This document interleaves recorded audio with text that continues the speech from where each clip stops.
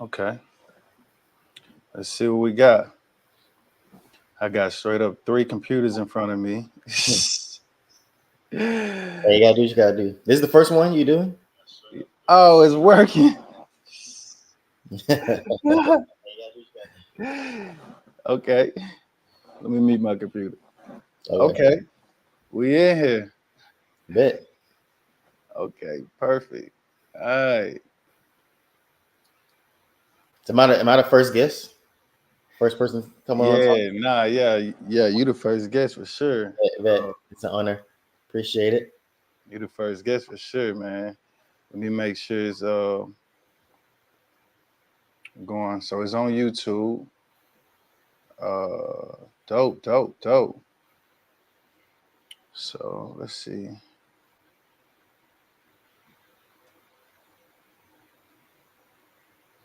We on YouTube. Let me see. Is it going to Instagram?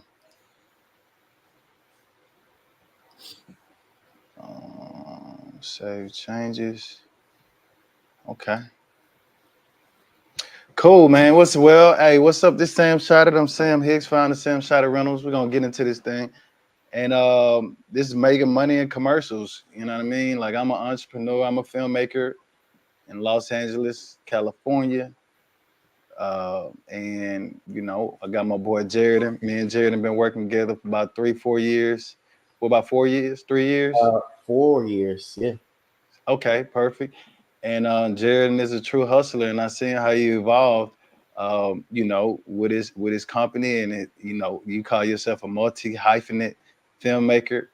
And I just wanted to, I just know, that business acumen you got as a filmmaker and a business owner is well needed, in the film industry as an independent, you know what I mean? And when I say independent, the majority of us are like 1099 contractors, and we are trying to navigate this space of how to get work, how to maximize our earning potential on every job, and how to have repeat customers, and how to grow, and how to stay sane, all Yeah. simultaneously. So that's actually challenging. So it's like when you find people who are navigating that space effectively, you know what I mean? Like I feel like you can add a lot of value to people who's on the come up. Yeah, for So, sure. yeah, Appreciate it. I'm glad I'm even in a position where I can, give advice to people who want to come up, people who may be in the same similar situation as I am. Yeah, it's been a long journey. I'm glad to share with whatever insight and wisdom I can share. dope. So look, man, I wanna kind of like set this up as giving actionable steps on like what can people really do? You know what I mean? Not like just the philosophy, but oh, my mic is falling. But like real actionable steps of like, okay, I can go out here and do this XYZ. You know what I mean? Like Mhm. I can have some type of plan of action where I can go execute and land a client, or I can go add to my create another stream of revenue with something I'm already doing in film on these commercials, on these film sets. So first off, obviously we'll get a brief intro. Where you from, how long you been in LA, and how did you go about starting your company?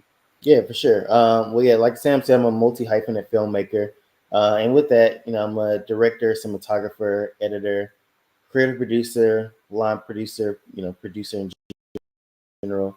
Um, and I just love doing all that.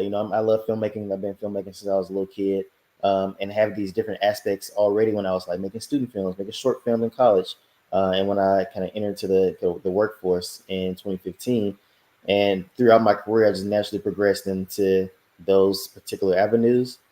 And then I'll kind of talk about later, like when you get into the industry, they kind of want you to pick a particular lane. But for me, that love and that joy was always there, and I really just couldn't pick. It was a hard decision to be like, all right, what of all the things I do I want to like focus on? And so I decided like I'm just gonna focus on everything. I'm just gonna brand myself as a multi hyphenate filmmaker because I don't want to put myself in a box. I don't want to limit myself creatively, but also financially in my particular situation. So a little bit about me. Like I said, Jeredon O'Connor. I'm a co-founder and EP of a Imaginary and Creative Agency. It's a creative agency slash production company hybrid. that's based out in Los Angeles. We've been running it. My wife and I, Brianna Hogan O'Connor, have been running it together for 2 years. And before I did that, I was a freelancer. I was a freelance, multi-hyphenate filmmaker. So different companies, particularly in the branded space and the commercial space, will hit me up for to DP something, to direct something, to edit something. And it's all these like individual things, and different companies knew me as different things.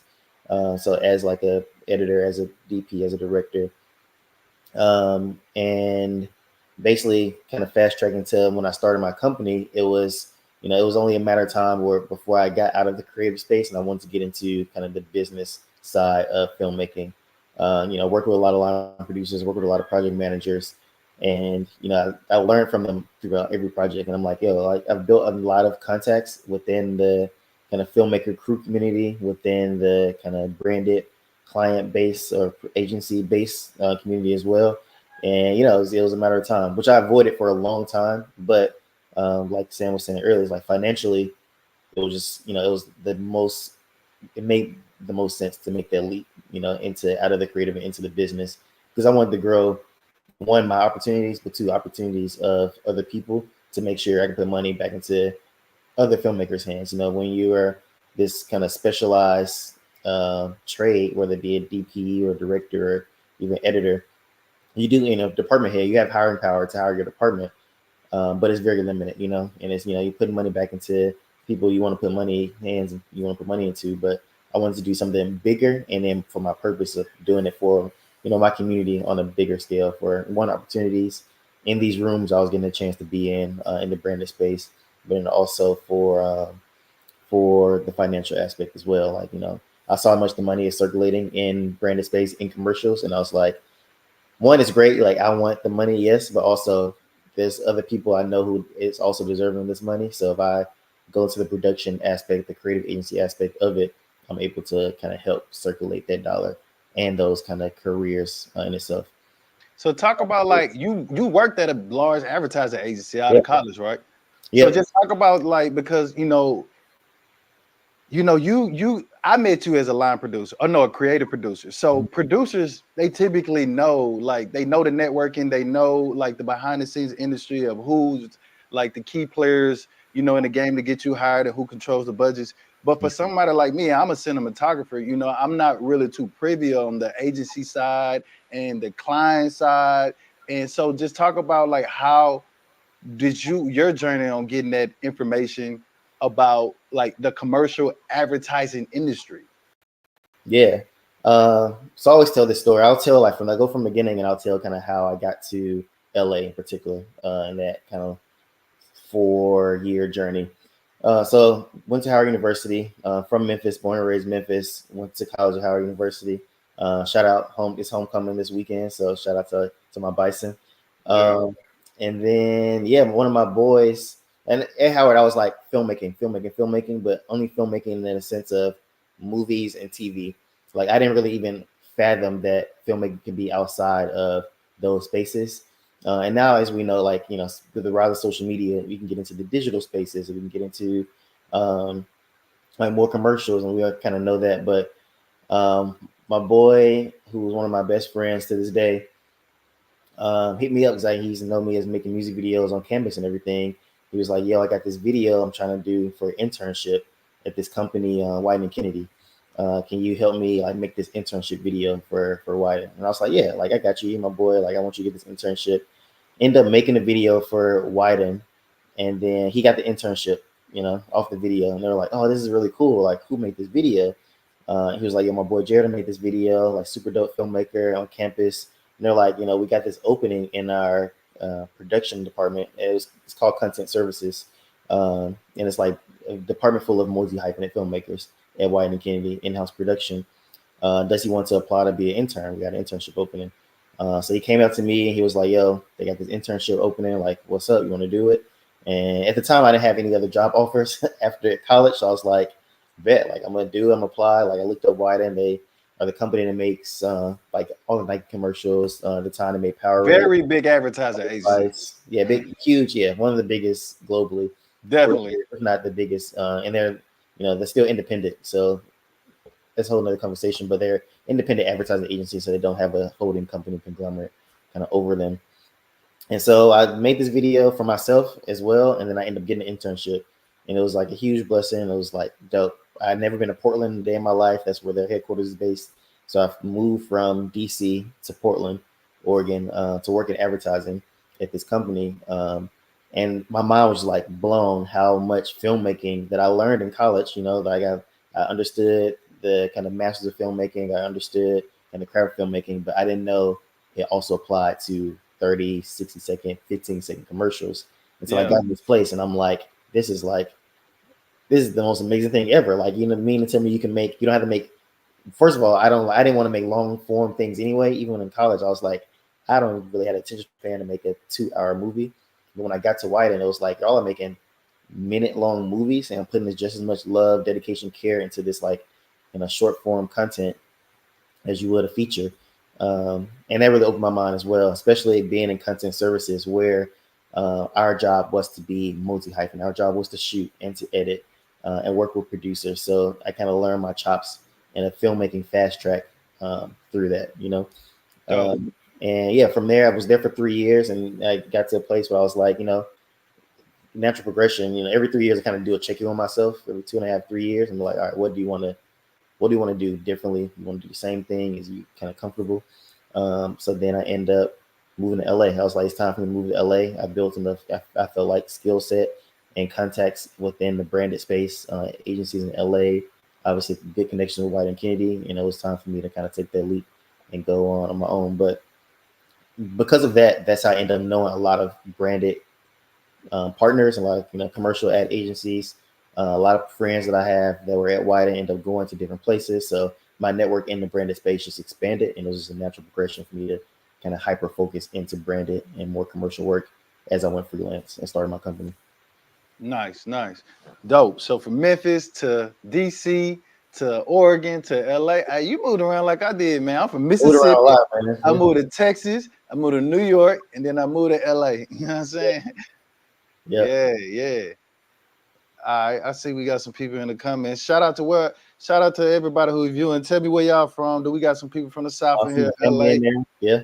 Where you see? My family in there. Sharonda. Shout out Sharonda. Your camera just cut off. Shout out Sharonda. All right, here we go. I'm back. Okay. Yo, so look, okay, so now you in LA. So what year you moved to LA?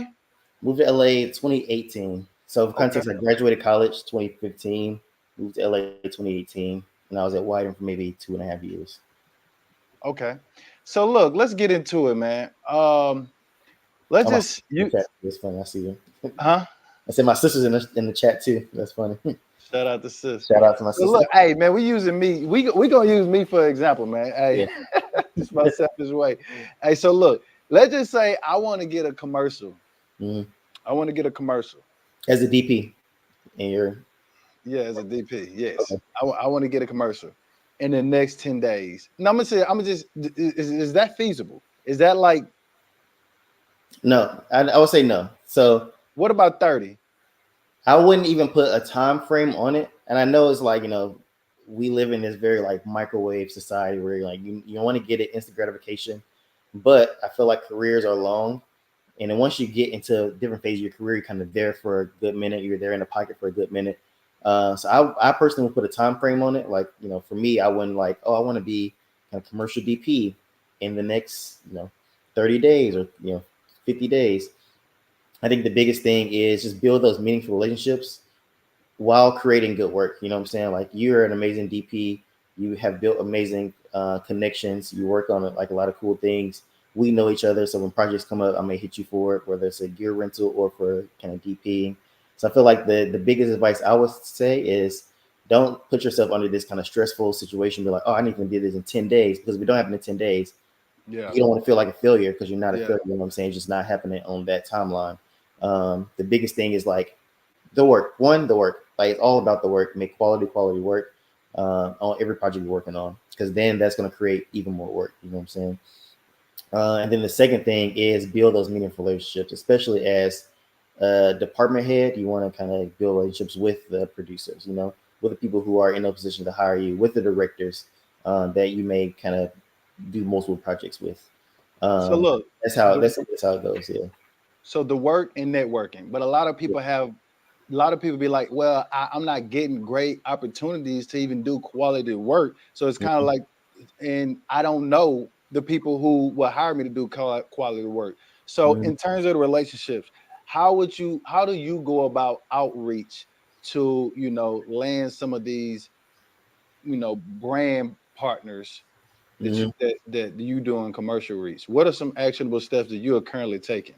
So for me, what I currently take, and Issa said this thing, and I didn't coin this phrase, but it's networking across. It's networking with your peers who may be in different situations, in different companies, in different roles in filmmaking. So, like I said, for you, you network with me. We talk all the time. Like this is we're talking to the public now, but me and you have these conversations probably bi-weekly, where we kind of dive deep. We talk for an hour. I talk to a lot of my friends in different ad agencies. It's about what projects they got coming up, trying to put my name in the hat. Even before I like those friends became kind of in positions of power, it was still like or like hiring power. It was still like just networking across the people who are some on the same level because we're all coming up together. And we talked about some of the same like crew members we work with a lot, some of the same kind of like vendors we work with a lot. So instead of trying to like reach out to people like cold email people, I would just network across, and then those people put your names in rooms that you don't even realize. Case in point, I'm working on a project right now that multiple people put my name in a room, and I never worked with this client before. And this client ended up reaching out to me. They're like, "Hey, I've been hearing about you from this person, from this person. We want to work it. Like you've been on our roster." And I was like, "That's crazy. I've never heard of y'all. We've never met before." But it was three different people who had connections with this company and three different avenues who end up kind of put my name in the hat because I networked across whether I worked with everybody I worked with actually. So whether I worked with one person on a project and I hired them, and then another person we got hired by another producer. So it's you know like I said, networking across and making sure that your network is wide enough and vast enough, and you're making quality work where people want to put their reputation online for you. Versus like my approach is not cold emailing people; it's all word of mouth, and it's all word of mouth. Now I know this company. Now I do great work with this company, but then people may work at this company, refer me to somebody else, or they may leave this company and go to somebody else, and now I'm in their kind of Rolodex and the company's Rolodex. So it's all because be a good person, make good work, and then continue to, obviously follow people, check in on people. Um, but for me, it's definitely networking across and building strong relationships with people. And yes, Okay, so networking across. So give me an example of like how you basically selling yourself. You're doing a sales pitch. So like, are you asking for the job? Are you like what do you got coming up? Like, are you saying these are my styles? These are the previous things that I'm working on to kind of like uh favor or customize, like if they get this certain type of project, think of me. Or like Mhm. what type of selling are you doing? Or So I can talk from two perspectives. One from a freelancer, individual, like filmmaker. Another one from like a company perspective. So from the individual filmmaking perspective, it is so like keep me in mind. Basically, if y'all got projects coming up, keep me in mind for these projects. Put my name in the hat, and I'll put I'm willing to put together a treatment portfolio, like mood board. But in a lot of those same people that I network with, and my friends and my genuine friends, they put my name in the hat. And like some projects I get, some projects I don't get, but at least with the opportunity, I'm able to kind of present my quality of work and my work ethic to the company. So whether it's not this project, maybe it's two projects down the line. Um, that's how I kind of do it as an individual like filmmaker. As a company, it is generally the same thing, but it's on a bigger scale. So instead of being like, "Hey, keep me in mind to DP this project," it's like keep Imaginarium, which is my company, in mind to bid for this project. So like it's a bidding process. You usually pitch against two other companies as a triple bid, and yeah, you put together the best kind of request for proposal. They'll send out a request for proposal to the people they want to work with. You put together a pitch. There may be anywhere 20 to 30 pages. All your ideas creatively, all your budget. The team you want to work with. And then from there, you like we have a pitch meeting on Monday for a client. For there, you will like get into the meeting, pitch your ideas in like in person or virtually, and then hopefully win that client, win that award. But if you don't, it doesn't get awarded to you. You still keep a good relationship with that potential client because it could come something else can come down the line where your creativity and your kind of style is appropriate for it and your kind of budget range. So it's always like keeping good relationships. One is the biggest thing. Making it work, biggest thing. Keeping good relationships is two. But then also just let people know if you're trying to work. Like, hey, I'm open to work. I'm available these general dates if anything comes up. Don't have no shame in saying that. You know what I'm saying? And Yeah. always follow up people.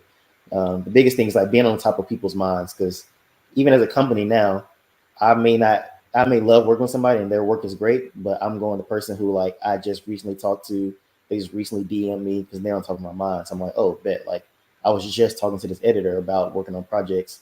This project came through. I got you. You know what I'm saying? So, So to really go a little bit deeper in that. mhm. So it's really a lot of it sounds like networking and follow up. Like these are like fundamental sales tools that every salesperson has to do Yeah. effectively. And the better you do it, the more deals you'll close. So do you use like how do you keep track? Because we busy, right? You know what I mean? And like especially if we work and we always on set, these things can kind of like go past us without even us recognizing it. So how do you go about like keeping up, to make sure you're reaching out to certain people like every 3 months or every month, or like do you keep some type of document? Do you got a CRM, a customer resource management tool? Like what are you doing? I mean, I honestly wish it was that deep. For me, it's not, and I've been very blessed in the sense of I haven't needed to do that to the extent. You know what I'm saying? Like, Yeah, but for me, it's just one, I build genuine relationships. People I work with end up becoming my genuine friend. Like we met on a shoot where I was the producer, you're the DP. It was yeah, very work related, but then end up becoming a friendship through that. You know what I'm saying? Now I use Sham Shadow Reynolds on every single production. It's because I like to give back to my friends. This is how I am. I think that's how people are in general. But I think building genuine relationships with people, checking up on people, Instagram is a huge thing where people can see what you're doing, you can see what they're doing, you can comment, you can stay on top of people's minds instantaneously through Instagram, yeah, and not even in like a kind of like schemy kind of way, like if I comment on this person's thing, they might hire me for this thing. It's like, no, this is dope. Like that's genuinely like, yeah, I'm gonna comment. That's fine. I see what you and your family, all that stuff. So it's no kind of like um, intent around it. And then for me, it's just like yeah, just like upkeeping genuine relationships with people I work with all the time. Check on them. If they make other projects, then I'm looking at their project. I'm keeping up the pace. A lot of my friends, like I said, I actually do work with, so I talk to them on a regular basis. I'm just in a blessed position to be like, as they grow in their careers, they're also thinking of me to grow in my career, and then I'm thinking of other people that I know that I work with to grow in their career. So it's all, it's genuine connections and networking versus being forced. yeah, I think we talked about it before. Where like a lot of people reach out to me, through LinkedIn or through Instagram, and I do, some kind of like informal Zoom or Google Meet calls, and I meet a lot of people doing that as well. And I really do appreciate that when people reach out because I love giving advice and insight the best way I can. But even from there, it's like now those people can kind of hit me up and be like, yo, I saw this thing we talked about, or they know I like the Grizzlies, so they may be like, yo, the Grizzlies coming up, XYZ. It's like those genuine non-work things actually have way more value than for me in my personal experience, and for me, people reaching out to me than always talking about because like I like to see myself as a multi-faceted person, and I'm not always thinking about filmmaking. yeah. But like we can connect on some other really cool stuff. Then obviously you're gonna be talking about mine because I know you do good work, So, but doing that in a very genuine way. Like, don't be forced to be like, "Oh, I love the Grizzlies," when you really don't like the Grizzlies. It's like, bro, just say what you like. Yeah, Yeah, it's about finding commonalities. You know what I mean? that's Like the thing. that's Find commonalities. Yeah, yeah, Yeah, so that's I mean, I love sales. You know what I mean? yeah. Like, so these are all sales things, when They're you all sales things. Yeah, honestly. yeah, Yeah. when you identifying a customer or a client or potential client, and obviously, yeah, you don't want to come off as cheesy, just Mhm, hire me. You might have to find, yeah, a commonality, and mhm, there's all kind of tools online that can allow you to do that. mhm. Number one, social media. Yeah, social it's cute. media you can go on Jeredon's social media. You can see like you don't even post a lot about work. You I know, know. it's a lot about family. You know what I'm saying? A lot about what your leisure things is. So, you know, filmmakers can use these social networks, LinkedIn. Mm-hmm. You can get on and see, have Jeredon done podcasts, and then you can get like a deeper understanding of what he likes, and then you can kind of like curate your messaging to him to be able to connect with him, so you can kind of like get your foot in the door. You know what I Yeah, mean? exactly. Yep. It's just like you say, like sales pitch or even like dating. Like, you would talk to somebody and figure out what y'all have in common and be like, all right, cool, we got this in common. I'm gonna keep talking about this, you know what I'm saying? And we're gonna Yeah, build a rapport relationship based on this commonality. And then if it turns into something down the line, it turns into something down the line, but you don't try to force it. I think, even when it's like you were saying, even in relationships or business or whatever, when it feels forced, we get turned off by it. I just had some salesperson knock on my door, and I was like, I'm not answering the door because that's what I'm talking about, man. Knock on that door knocking. That's gang. Hey, you ain't answer, but somebody gonna answer. but somebody might Hey, answer. Somebody might answer and get the business. But it's hey. also like different people have different ways they like to do things. So But no, sales is multi-level strategy. Like yeah, you're not gonna like not get one somebody and close them always on one strategy. exactly. Door knocking might not work for Jeredon, but email might work for Jeredon. DM might work for Jeredon. Um, you know what I'm saying? So he tried to door knock you. Maybe Yeah, you would have answered the door and you would have turned him down. Then he hit you with the social media ad. Maybe he got your exactly. phone number. Maybe he got your email. Yeah, SMS marketing. We all yeah, experience things like this when we go on a website for a certain product, and then we leave that website, and that product is following us all over the internet. yep, You know what I mean? Or you go to a website, you put your number and your email in, and now they texting you. Now they sending you emails. yep, Don't like use this for knowledge. You know what I'm exactly. saying? Yeah, Like this is an effective way to even how you was to go to your point earlier.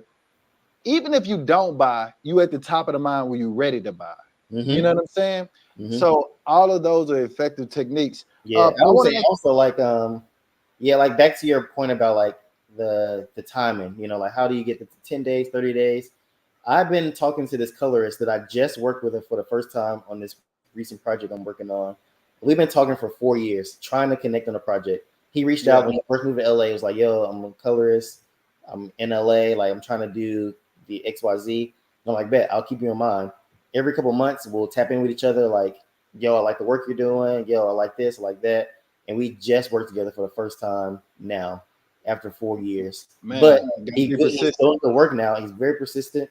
He's a great colorist. He's in the community of like black filmmakers. And now that I finally work with him, now it's like, oh yeah, you're my guy now. Like everything for the foreseeable future, I'm going with you for color. So it's a long game and it's a process, but be persistent is a huge thing in business and in obviously filmmaking as well. Um, Yeah, and obviously he's working on other things. I'm not his only client. I'm not his like, lay multiple eggs and don't put all the eggs in one basket. But some of those things, a lot of the things, can grow into fruition from a freelance standpoint and from a business standpoint. I'm working with people now that I've been trying to network with for 3 years, cultivating relationships, and then they're actually like blossoming. So it's let, a long game for sure. let me ask you this: how can a filmmaker build like a portfolio that'll get your attention, like a compelling portfolio, if they have limited experience? What would be Hmm. your advice on that? My advice on that would be it depends on the job they're doing, honestly. But my advice on that would be um, quality over quantity, honestly. Like, I don't need to see 100 pieces of content. Even when I go on people's websites, I don't look at 100 pieces of content. I look at the top two. Let me see what these are. Like, that's the most important. That's what you think is important, is at the top two, is the top of your portfolio. Let me look at this. Let me see if it fits the creative that I'm doing. Let me see the quality of it. So even if you do spec commercials, you don't try to focus on the huge spec commercial. Don't try to do a million of them. Like, focus on that one or that two that can really sell your skill set. A friend of ours, Brittany Butler, is amazing at that. She makes specs, and I'm actually thinking about hiring her for a project we got in the future because I'm like, this spec is fire. I need to do the same exact thing for a commercial I got coming up. So but I'm sure it didn't cost a ton of money. She didn't have to wait for a client to give her the opportunity. She went out and made her own opportunity and showcased her own skills. And now she has people hitting her up like, "Yo, I wanted me to do something similar to this." It doesn't necessarily have to be an official thing to bring more money in and bring more kind of clients in. It can be Yeah, you're already doing. yeah. Uh, Shout out so to Brittany. I helped on on one of them specs this week, literally. I saw the behind the scenes. That joint was fire. Yeah, Yeah, it was it wasn't even a cool. spec. That was an actual spot. So Yeah, wasn't even a spec. It was for real. So no. yeah, you got to get with the homies and make art. But that's another thing that brings back to my point of networking across. Like you Yeah, helped Brittany on that joint. I know Brittany from multiple projects and just hanging out with Brittany so that when I have projects coming up, I hit Brittany up. When Brittany gets hit up by me, she might hit you up. We're all kind of in that same, um, like kind of across horizontally. So yeah. back to my point, so don't wait for anybody to do it, and then also do it with your people that you already got in your network and your community because y'all gonna come up together. So Let me ask you about this, man, because a lot of filmmakers suffer from or a lot of people in general suffer from fear, mhm. and they be kind of scared to do stuff. So, like, how would you what would you say about that? Having fear something might fail. Making a spec. What if it don't get no views? You know what I'm saying? And what if you might have to invest a little money in it? What would you say? What would you give your advice on that? My advice on that is we all have fear. It's not a very specific thing to any people. I think every person has fear, especially when they're trying to do something new. Like myself included, I have fear all the time. It's working through that fear and like putting that fear to the back burner and being like, Yeah, if only one person sees this, all you need is one, yes. So one person sees for this, real. and then they share it with a million other people. That's all you really need. You know what I'm saying? Even if you don't necessarily see those view counts, or again with social media, people think they're like views equals success, and like clout equals success. You just need to push through that fear, get your stuff out there and seen because it ain't doing no good in your head. It's not doing any good in your own little silo, especially when you're talking about like making money for the future and kind of building your career. But yeah, it is a scary thing for sure. It's a scary thing, but build a community around you that can support you through that kind of scary time of kind of getting yourself out there, publicizing. And I would say Dope. like every project that I work on, I always have fear going into the project. It's like nervous energy. It's excitement. I'm nervous. I want to do well. The stakes are high. But things that kind of calm that is one, the people I work with. So it's like, I bring on people who are one I enjoy spending 12 hours a day with. And For that kind of real. the fear. So even if I'm like, dang, client going to be kind of annoying, I know my people are going to be solid and we're going to have a good time. And then two, it is pushing through that fear because what's on the other side of the fear? Maybe your success, maybe your kind of financial breakthrough. It may be more opportunity. So it is normal. It is normal to feel that. I feel like embrace it, channel it into something, but and also do things that may help you in those fearful situations. Dope, dope. Healthy things for sure. So Yeah. So let's talk about my favorite part of the subject. What is that? probably money. Yeah, baby. Let's talk about the money. Got to talk about the money. Hey, so look, let's get into it, man. Hey, I heard a rumor, man. The biggest money you can make is in commercials. What would you say to that? That's true. I mean, as my experience, that is true. And I had a DP, shout out Bradford Young. He's an amazing DP. Everybody in the filmmaking community Go. knows him as one of the goats. He even told me, he was like, make films and movies to feed your creative side, Yeah. make commercials to feed your family. Basically, commercials is Yeah. where the money comes. One, you can make more of them and a more kind of higher clip. And then two, even though filmmaking is like, the network filmmaking and kind of making movies is capitalism, like you're making this to make money, but you're also making it for art primarily. For commercials, it's all capitalism. You're making this Yeah. for a company Yeah. so they can make more money, so they can sell Yeah. product. So Yeah. they're willing to invest this money into kind of their craftsmanship a lot of times, in the sense that like, a film won't essentially. Well, A somebody film at is Bradford Young level, he's getting paid yeah, no. nicely And for he told movies. me that we're on a commercial shoot. And he was like, yeah, like this is the advice I'm giving you. And ever since then, I like took it and ran with it. And Yeah. granted, I do want to make films, I do want to make TV shows, but for now, trying to build up a company and build up kind of financially Yeah. literacy and financial freedom, I'm like forcing ahead on commercials because I've seen what he's talking about. Yeah, shout out to Bradford Young, one of the most amazing cinematographers. He Yeah. went to Howard University. I've Yep. met him a couple times. A great spirit. Hey man, Hmm. he's super talented. Go watch his Yeah. movies. And he's directing now, so the Yep. directing is off the Yeah. chain. Nah, he didn't directed some. I know he directed a Chase commercial with a bunch of my friends. Yep. He's doing Yeah. commercials now, so he's taking that same advice and running with it. He's someone who's done some of the biggest movies, the biggest, most creative, artistic movies. Um, but as we know with film, like movies in particular, films, is that a lot of them are self-produced, a lot of them are indie films, so they may not even have the budget that a minute, 2 minute long commercial has. You Yeah. might get $1 million for a feature-length film, and you may get $3 million for a couple 30-second commercials. So Yeah. So let yeah. me ask you this. So look, you multi hyphenate, right? So typically, a regular filmmaker who going to a set and they doing one job, they getting a paycheck. Hmm. I'd have been on. Let me see. I know you. Like I've rented to you where you was the editor, you was the DP. You know what I'm saying? And you rented the equipment. So you got three checks from one job. Hmm. So talk about first of all, let's talk about the range of money that you can make, in commercials. Hmm. So the range of a day rate, and then let's kind of break down, you know, the approach to put yourself in a position to be getting three checks from one job because Hmm. that's not as common of in our community. You know what I'm saying? Yeah. Yeah, for So sure. So for me, it's like, again, casting a wide net and multiple skill sets, so that where I can um, have an opportunity to do multiple jobs. And I'm working on a commercial right now where they hired me as the DP, and they're like, "All right, you're the DP.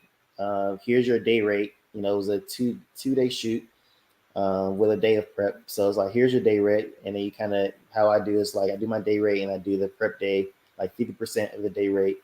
Some people do like 30%. Kind of, it can fluctuate. And then I pitched my cinematography ideas to them and was talking.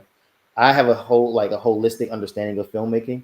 So when I talk to people about different aspects of filmmaking, I talk about how it can flow into the edit and how sound design can go into some of the camera moves. And like I was like really impassioned during this like mood board presentation to the agency, and they were like, "That's amazing. Do you also edit? Because it seems like you have a very keen understanding of how the whole thing can flow." And I was like, "Yeah, my company runs post. I would love to run post on this."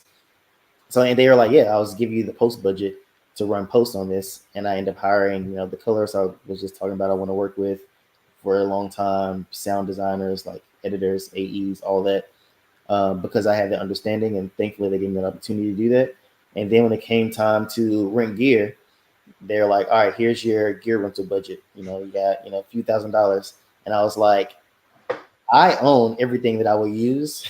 So I end up just giving myself that money, and then obviously giving, like, I rent from you, Sam. I rent it from Brittany. We were just talking about. So I like to give back to my friends who are also in the business of renting gear, so that they can then buy more gear. They can then rent more gear out. I can support their black-owned business. So it's investing in gear myself. They give me camera rental budget. Um, like, hey, you got $3,000 to rent a camera. And I did this years ago when this company gave me $3,000 to rent a camera.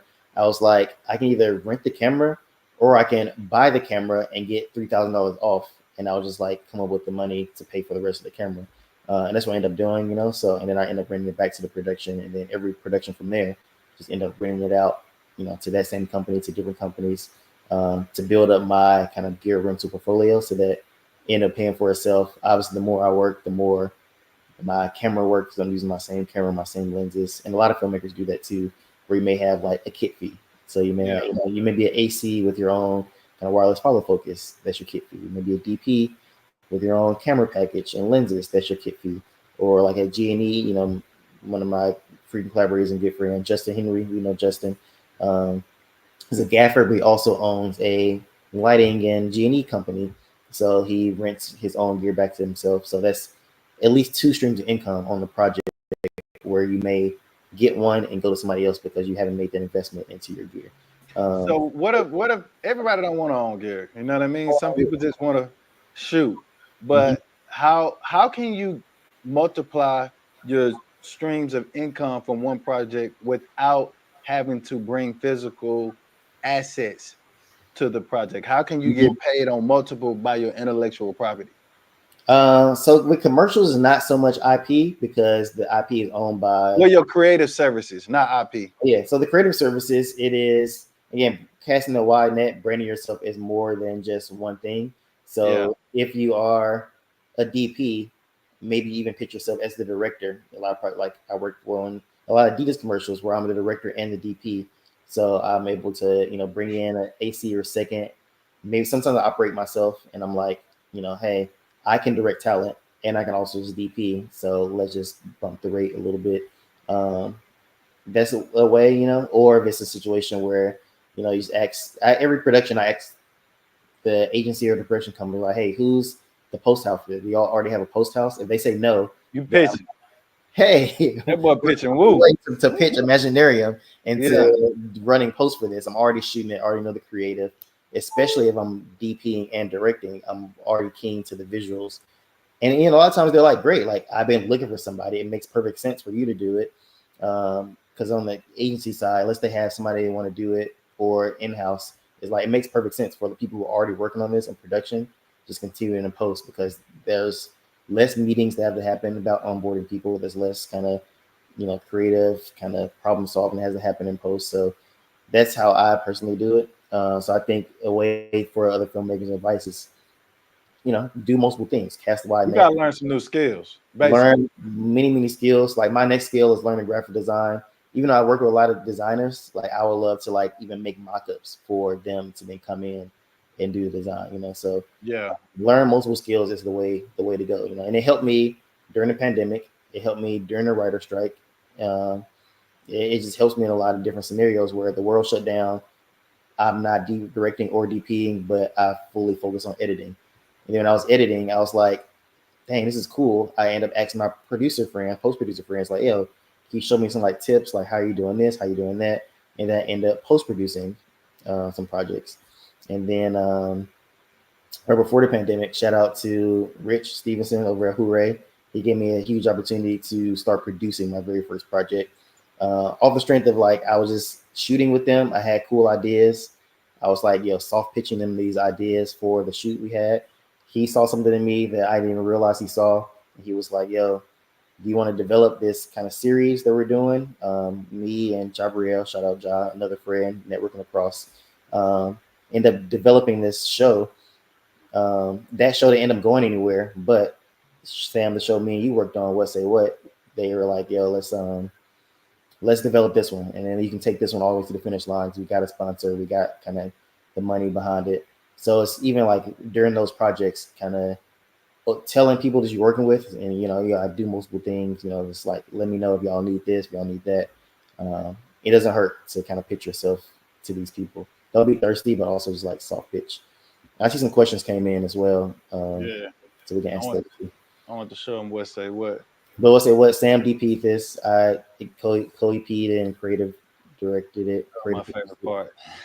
And then Jabriel, our amazing director, directed it. So and a whole slew of team. Like this team was like a labor of love with all our people. Shout out to Jonna, our production designer. Yeah, the Shout out to production. This is a whole set. This is not yeah, real, there's a y'all. whole set at a So, stage. at a We built from stage. the ground up. Two unique sets. Two, yeah, this the second set. Yep. Shout Yeah. out to Hooray. Shout out to YouTube, Shout out Flying, to yeah, everybody who it was a huge project. for Um, real, man. This is so dope. we went to St. Louis. It was Yep. just fun, funny adventure uh, with the skeleton crew were the people. Uh, R.I.P. Teddy Ray. R.I.P. Teddy Ray, man. But yeah, that was cool. So this is our website basically that Sam's showing right now, and this is kind of we broke it up between branded and film content. And my wife runs the film and TV side, so all narrative filmmaking, all kind of storytelling in the film and TV side. And then I'm the head of branded because again, my understanding of commercials and starting my career in the advertising and branded space. That's Bree right there on the left. Um, Sabri. so yeah, that's how we do. And a lot of times they merge where we end up doing digital shows, or a lot of our branded content is storytelling, like our most recent David Yearling project at the very top. The top two examples where it was like documentary shorts for a brand, So finding ways to merge, like you said, merge your capabilities and merge things that you do helps out a lot. So Um, let me ask you this. Let's give a case study on this David Yerman.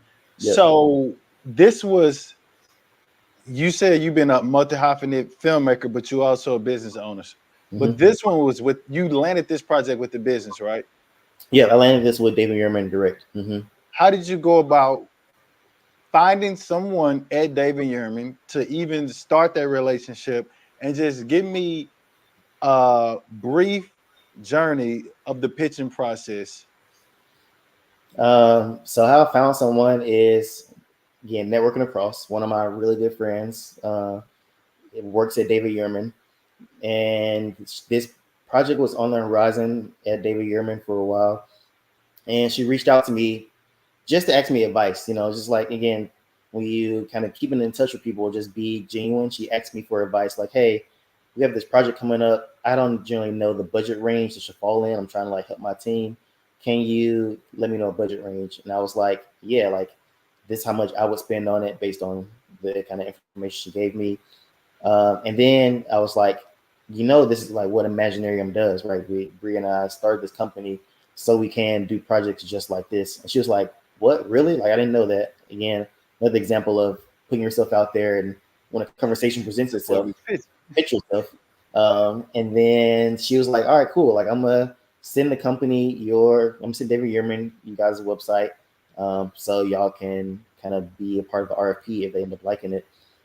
They end up liking our website and liking our past work, and they were like, "Hey, here's the basic proposal. Like, we want y'all to pitch with some other companies, put together a budget, put together your creative, and let's see who comes out the best and who comes out under budget or at budget, without obviously knowing the budget amount." So then we did that. They loved it. We had an amazing pitch, and we won the project. And it kind of sums up everything that we've been talking about, where you network across, you pitch yourself at the right time, you do good work, so that begets more work, and then you kind of go full steam ahead and you're creative when you have the opportunity. And then with this one, we hired Sam. For all our gear came from Sam Shot It, camera gear. We hired a lot of our amazing filmmaking friends that we've kind of come up with in our career, again, networking across, and gave people a number of opportunities to showcase their skills. We know people are very talented, and then the biggest thing for us was great with, we had black men as our talent. We had multicultural, like, black filmmakers as our crew. Just about 90% of the people that worked on this were people from underrepresented groups, so whether it be women, whether it be people from Latino community, black people, working on this in 3 different cities. So this is a big project for Imaginarium, labor of love, and just showing what we can do from full service, from concept all the way to post and finish, is what So we let me pitch. ask you this. Did you get multiple checks on this, or you just got an agency fee, or did you also work in the film as well? I also worked on the film, so I was a director. I directed this, so I Okay, worked on the project as the director. Bree worked on it as a line producer. nice. I also worked on it as like a co-post producer, along with my boy Andres, who was a production manager. So we got those checks because those is a line item. So we do those things. We're gonna pay ourselves to do those things, and then we baked in some agency fee that necessarily didn't go to our agency, but they went to paying for like the big company things that you got to do when you start a company. So like lawyers, accountants. We had 2 lawyers work on this. We had 2 accountants to work on this. They paid all of our crew. Um, that's what it generally went towards. And then we pay like ourselves a little bit for development. Um, and then How do you, from development, we paid out like, the strategists, we paid out people who helped us kind of come up with the concept of this film. how do you get the knowledge to learn how to structure a creative advertising agency? Um, That is a great question. But again, I started out in advertising, so don't be afraid to ask people that's in that that you know that do what you do as well. Whether you're just an editor or just a DP or director, ask questions. The people that are in your network you have access to. Shoot, people can ask questions to me. People hit me up all the time asking me general questions. So um, you might hear my dog barking a little bit. So, uh, but ask questions, and then I asked, a lot of my producer friends who worked at White and Kennedy. I asked a lot of the creative directors I know that used to work at White and Kennedy. Like this is the first project that's really big for Imaginarium. How should I structure it? What should the agency fee be? Yeah. How should I produce this? This is the biggest undertaking under my company solely. Like I produce people for people with kind of their budget. So like what was YouTube's budget was Hooray, and I just managed the money for them. But this was like a bigger risk. It's like, hey, I'm giving you all this money now. Like, if you go in the red, it's you losing money as a person and as a company. So Yeah. it's a ton of questions and finding mentorship approach and a ton of scenarios. What I did, yeah. All right. Look, I I hope gotta that ask. answers, but yeah. Huh? So I hope that answers the question. But like, reach out to your people. Don't be afraid to ask questions. Don't be afraid to show love to people because that's all. That's all important. This question is for the homies in Mississippi who just don't know. Yeah. And Memphis. I Yeah. didn't when I was living in Mississippi, I didn't even know this industry existed.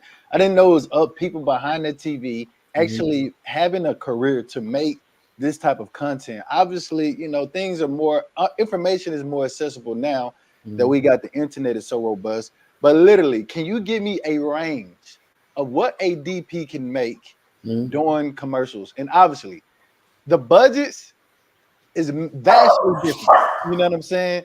Like you can go from a no budget commercial to like he said, multi-million dollar commercial. Mhm. So can you just give me like two options, two ranges of like medium and low? We ain't at the Mhm. high. Well, I'm not at the high level yet, but I mean, I'm you not might. either, so I'm not Huh? that high either. But Okay. I So aspire to. let's So. just focus on some people that's gonna be our audience that's at a lower level and then at a mid level, a couple 100,000. You know Mhm. what I'm saying? Of the budget. Yep. So with a budget that's generally like let's say a couple hundred thousand, let's say $200,000. I wouldn't even go into it thinking about the budget range because a lot of times as a DP, Yeah, you especially don't know it. you're not gonna know the budget. You're just gonna Yeah. know how much your worth is. Um, and so the budget can range from as a DP, you can get anywhere between I would say like $1,000 to $4,000 a day. So if you're working, if it's a 4-day shoot, just do 4 times your rate. Dang. Um, but then, your budget range increases based on the work that you do and based on kind of the clientele that you work with. Going to Bree's question in the chat, how and when do you scale up and adjust your rates? You you start out with a rate, may start with the lowest rate. So, when you first coming in, all right, my rate is $73. I'm below the range. I'm just trying to get my name in the hat. But then you do a 2-day shoot for one client. Then you do it, from there you do a 2-day shoot for another client. And now you look back, it's like, oh, I've done 3 clients. They've been done successful. They look beautiful. I'm going to up my rate because my expertise and my skill set is a little raised. So now you start, doing kind of bigger budget projects. Maybe your projects now are in the $250,000 range. You're getting $1,000. Again, you don't know the range of the project. You just know where producers be like, yeah, we don't got that, or cool, we got that. Um, so now you may go to you may do 1,000, you may do $1,200 range. You do projects in your budget range, based on your day rate. You may get another 2 or 3 days in your rate. That's another $3,600. You do good work, you do well on that. Your expertise level grows because maybe you got more crew, maybe you got more gear that you can use. Now you know how to use this gear, know how to utilize. First they see a DIT, a second your skill set. It's just like working a job. The more you know, the more your salary will be. So then from Yeah. there, you're like, all right, cool. I'm going to increase my rate.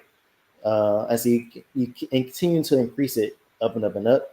And then sometimes, for me, I was at a rate that was kind of fixed for years. I was doing projects, I was increasing a couple $100. And then I got a really big opportunity where a client was like, hey, here's the rate that we can give you. And it was like double my rate. And I was like, okay, I can do it for this. But then I ended up doing that. It was successful, and then that became my new rate because now I'm in a whole nother tier of projects that I didn't have access to before. So Yeah. versus only doing like digital spots or even like social spots, to now doing things and they go broadcast. Now I know how much the is worth at a certain level, so now my rate is jumped up, and now for this particular project it was an Adidas project I did a while ago, and it wasn't double. It was like it was more though. It was a lot more.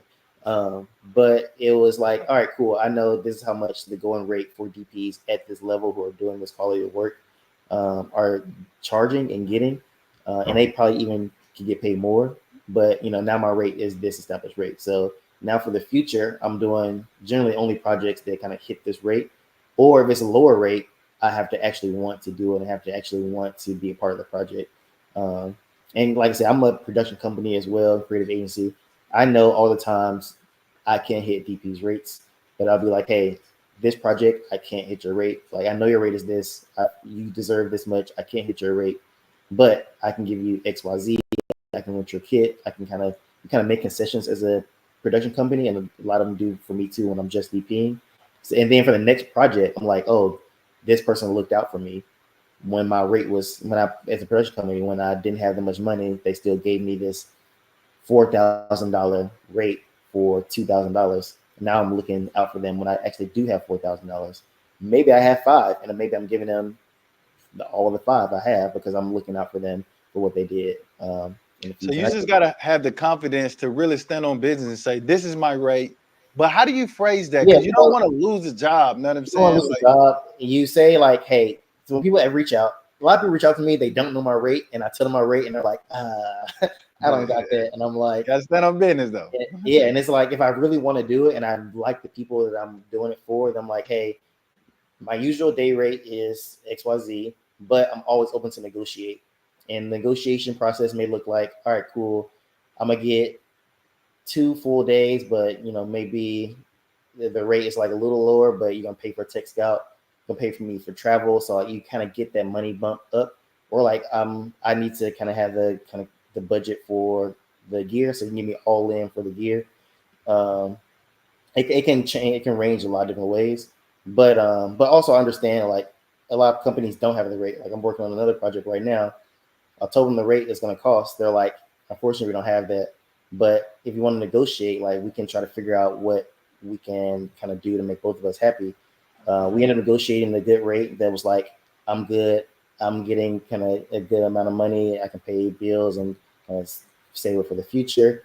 They're good because they're not going into the red as a production company. We're both happy, but they have projects down the line. They're like, already was like, hey, we have more projects down the line. Like we got you. We're gonna look out for you. So it's a matter of I think LeBron even said this. It was like, oh, somebody said, I don't know, LeBron, Jay Z, somebody. I was like, oh, probably Jay Z. He was like, what's the point of owning 0% of a whole lot versus 2% of a little bit? So it's like you even or like 2% of a little bit, but 0% of a whole lot. So it's like even if your rate is cut in half, if it's a client that like, all right, they want to reach out to me for 10 projects, that's a long game. You know what I'm saying? Don't be so stuck on like, no, I gotta like hit my rate or nothing else, or like I'm not doing this at all. It's like maybe this is a bigger opportunity for you to scale up with this person, to grow with this person, to make more projects that equals more money down the line. Um, so one, I would say like have your rate for people who are trying to figure out their rates. Have your rate as you do more projects. Scale up based on your expertise and kind of what you can bring and what you can offer, and then be willing to negotiate if it is a partner that you want to work with or potential company you want to work with, because it's the game. We all got to do it. We all got to negotiate. Some projects fluctuate. It may be a bad year for the economy where clients aren't spending that much, production companies aren't spending that much, so everybody's rates are lower. Yeah. But you still foster that really good relationship, and people look out for you. Like when times are bad for everybody, production company feels like, yo, we're in a situation right now where we got a project coming up, and people looked out for us for another project that we did when it was a low rate project, and we're like, we're gonna hire those same people, but we're getting everybody a pay raise because they looked out Yeah. for us across Yeah. the vendors, all that stuff. So it's the name of Nice. the game. Just be willing to, I mean, and also be willing to like, oh, no, that's my rate. That's too low. Like, I can't do it. And be willing to walk away. Like, if my rate is, for example, $3,000 a day, and somebody comes and be like, "Oh, I only got $500 a day, and I want you to work 6 days," I'm like, "I can't do that. I'm giving you free, I just can't do that. So I can recommend you to somebody who could possibly do that Yeah. for that rate and for that budget." So I wouldn't even say be cold, be like, "Dang, they can't do my rate." F them. It's like, no, like still help them out. Like I can't do it, but I know first AC who's trying to bump up to be a DP. I know camera operator trying to bump up to DP their own things. Maybe they even take that rate. Um, and that's another thing too. Like you're trying to get into another avenue of filmmaking, you may have to take a little lower rate just to get in your Yeah. foot door Yeah. the project. So that's Yeah. why in all aspects, not just DPing, but like for editing, producing, like everything. Be willing to negotiate, but have your rate be willing to negotiate. Dope. Oh, I'm taking that advice. I need to raise my rate and I need to stand on it. For Yeah, real. yeah. Uh, one Especially last. definitely raise your rate, stand on it. But also, if you really want to work with people, just be like, I'm open to negotiation. See what they come back with negotiation. If it's too low for your rate, and be like, unfortunately, it's too low. Um, I'm either passing this project, but thanks for the consideration. If you need more DP options that fall in your budget range, let me know, and I can kind of connect you with those people. Um, yeah, then they might reach out again to be like, hey, Sam, we got the budget now. We want to work with you. We like your work. So it's, no relationship is you don't leave relationships on a bad note, on a bad taste, no matter what, even if they can't fit your rate, because there's always room and to grow with those people, and things come Definitely. back around, people come back around. So E40 said, never burn a bridge because only God can walk on water. true, true. Hey, so look, last question somebody got from the audience. What advice would you give to your younger self? So my advice I would give to my younger self. I was actually thinking about this before we got on the call, um, and I would Good just question. say have fun. Like I know we're talking a lot about like rates and budgets and how you connect and network with people and make sure the work is good, but like don't try to remember why you start making films in the first place. And we all have that kind of like amazing art in general, like the amazing moments. Like yo, I love this. Like I really enjoy doing this. It brings me joy, brings me happiness. I love creating. Um, and then in that process, have fun with the people that you're making it with. My younger self was all so much like, no, in order to be successful, you have to be like, it ain't no fun, basically. It ain't no fun when you're working. You got to kind of be on it, you got to be locked in. And it wasn't really like avenues like live life, experience things. I'm so focused on the craft and so focused on filmmaking. But my advice would be, loosen up, have fun, don't put, I know this is kind of like a hot take, but don't put like all your energy and eggs into filmmaking. Like we talk about this all the same time. Sam's like having balance. Like go out with your friends, go out to eat, go find different hobbies that's not anything related to filmmaking, because that balance actually does help you become a better artist, a better filmmaker, um, and it just gives you life experiences that you can bring into life in general. Like it ain't all about making money and making and doing your craft, but also those life experiences can come back into your creativity. Especially when we're talking about being a director, being a filmmaker, being a creative producer. The more experience you have, the better you are at your job. But yeah, that's what I'll do with my younger self. Just like take it seriously, do your thing, but have fun doing it and have fun outside of filmmaking for sure. So That's great advice. That's great advice. Well, all yeah. right, dog. I mean, anything you got left off? I know you did one last thing. You said you goals for the future, or anything you want Uh, to say? Yeah, I mean, I can talk about my goals for the future. To touch on Sharonda's question, yes, I make commercials for YouTube, and like they're called like digital shows, like What Say What, like we talked about earlier. We had a digital show that was exclusively Oh on yeah, YouTube. yeah, Even our latest David Human project launched on YouTube. The way things are kind of going now, a lot of commercials are going more to that digital space because nobody has cable, and streaming services now have ads, so they're going to be a little bit more commercials. But everything you see here is ran on digital. It's ran on YouTube, it's ran on Instagram. Um, some stuff I've done is ran on like different apps like Match.com or like all this kind of stuff. The Nike thing is a Nike Kit show I did. I edited. Was a lead editor on one of the seasons, all on YouTube. So yeah, so I make a lot for YouTube and a lot for digital because I think that's just where the industry is going, and less so in like big broadcast spots. Unless you're like Super Bowl time, or unless it's like playoff time, or start of something big like the NBA season, then you may get into like everybody's watching cable TV. But for the most part, yeah, every lot of stuff I do is very digital focused. Uh, Actually, 90% of the things I do are very digital focused. And then for my goals for the future, yeah, man, it's just like you were saying, making bigger and better projects, scaling up. Um, I want to make more broadcast spots. I want to make more film and TV, like get into the film and TV space more, making more. I have a couple short films that I'm DPing at the end of this year to get into more narrative and outside of the branded space.